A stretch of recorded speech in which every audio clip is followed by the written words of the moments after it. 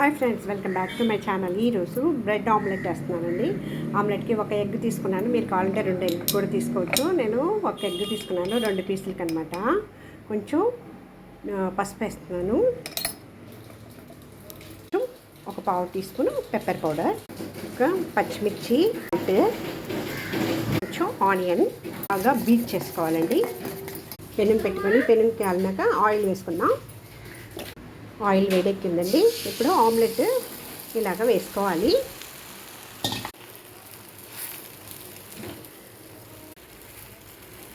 ఇలాగా ఒక side wet చేసేసి మళ్ళీ తిప్పి పెట్టుకోవాలి.